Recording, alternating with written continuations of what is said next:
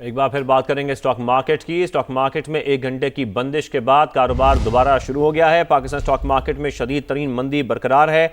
दौरान ट्रेडिंग 11,000 से ज़ायद पॉइंट्स की मंदी देखी जा रही है। 100 इंडेक्स में 11,486 पॉइंट्स गिरकर 1,40,009 पॉइंट्स पर आ गया है। तो आपको बताएं कि स्टॉक मार्केट में 1 घंटे की बंदिश के बाद कारोबार दोबारा शुरू हुआ है। ट्रेड हॉल्ट का शिकार हुई मार्केट, 1 घंटे का पॉज लिया गया जिसके बाद कारोबार दोबारा शुरू किया गया है। पाकिस्तान स्टॉक मार्केट में अभी भी शदीद तरीन मंदी बरकरार है और साथ में आपको यह भी बताएं कि दौरान ट्रेडिंग अब ये 11,000 से ज़ायद पॉइंट्स हो चुके हैं जिसकी मंदी देखी जा रही है। तो स्टॉक मार्केट में 1 घंटे की बंदिश के बाद भी कारोबार जब दोबारा शुरू हुआ है तो शदीद मंदी का ही शिकार है स्टॉक मार्केट। आपको बताएं कि पाकिस्तान स्टॉक मार्केट में शदीद तरीन मंदी इस वक्त देखी जा रही है। दौरान ट्रेडिंग 11,000 से ज़ायद पॉइंट्स की मंदी देखी गई है। तो स्टॉक मार्केट में 1 घंटे की बंदिश के बाद यानी कि 1 घंटे के पॉज के बाद, ट्रेड हॉल्ट के बाद भी हम देख रहे हैं कारोबार जब दोबारा शुरू हुआ है तो शदीद तरीन मंदी का शिकार है पाकिस्तान स्टॉक मार्केट। बिल्कुल ऐसे ही। इससे पहले जैसे कि हमने देखा था कि जब शदीद मंदी इस तरह के मौकों पर देखने को मिलती है तो बहुत कम सूरत हाल ऐसे होती है कि जो ट्रेडिंग है उसे हॉल्ट किया जाता है। रिजवान हमें ज्वाइन कर चुके हैं। रिजवान, अब बताइएगा क्या सूरत हाल है? बिल्कुल, देखिए 1 घंटे की ट्रेडिंग रोकने के बाद जब मार्केट में दोबारा काम शुरू हुआ है तो उस वक्त भी शदीद तरीन मंदी बरकरार है। स्टॉक मार्केट में 7,000 से ज़ायद पॉइंट्स की मंदी पर कारोबार रोका गया था। अब 12,000 पॉइंट्स की मंदी हो गई है।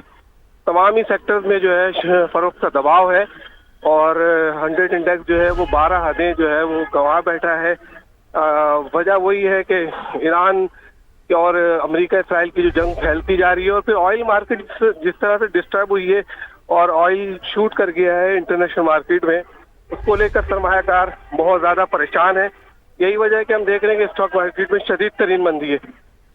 बिल्कुल, रिजवान आलम जिस तरीके से बता भी रहे हैं कि स्टॉक मार्केट में 1 घंटे की बंदिश के बाद कारोबार जब दोबारा शुरू हुआ है तो शदीद मंदी ही देखी जा रही है। मुख्तलिफ सेक्टर्स की यही सूरत हाल है और ज़ाहिर बात है जो कशीदा सूरत हाल है इस वक्त ईरान और इसराइल की जंग की वजह से, उसके बाद हम देख रहे हैं कि ऑयल प्राइसेस हाइक आई, फिर उसके बाद जो दीगर फैक्टर्स हैं वो शामिल होते गए और फिर हम देख रहे हैं कि इकनॉमिकली हर जो इस वक्त स्टॉक मार्केट है, खासतौर पर जब हम एशियाई स्टॉक मार्केट की बात कर रहे हैं तो तकरीबन तमाम स्टॉक मार्केट्स में ही मंदी देखी जा रही है। ज़ाहिर है इस वक्त इन्वेस्टर्स का जो कॉन्फिडेंस है वो बहाल नहीं हो रहा। रिजवान, जिस तरीके से आप बता भी रहे हैं इस वक्त तमाम सेक्टर्स की तकरीबन ऐसी सूरत हाल है, अगर हम जरा पूरे स्टॉक मार्केट की बात करें। बिल्कुल, देखें स्टील ले लें, बैंकिंग सेक्टर ले लें, ऑयल एंड गैस ले लें, सीमेंट ले लें, तमाम ही सेक्टर के जो ब्लू चिप शेयर्स हैं उनमें उल्टे लॉक लग गए हैं और ये रवामा दूसरी मर्तबा हुआ है शाहजेब के मार्केट को हॉल्ट करना पड़ा है। अभी 2 मार्च को जब मार्केट पीर के रोज खुली थी तो उस वक्त भी शदीद तरीन मंदी 16,000 पॉइंट की हमने देखी थी, तारीख की सबसे बड़ी गिरावट, और उस दिन भी कारोबार 1 घंटे रोका गया था।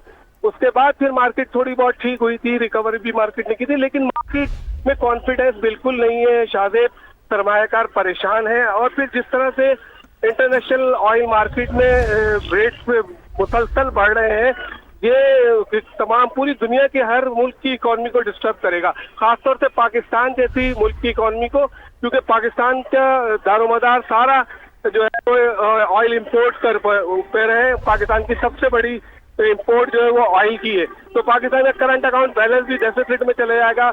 पाकिस्तान की एनर्जी सप्लाई जो है वो मुतासिर हो जाएगी और पाकिस्तान को तेल की शॉर्टेज का भी सामना करना पड़ सकता है।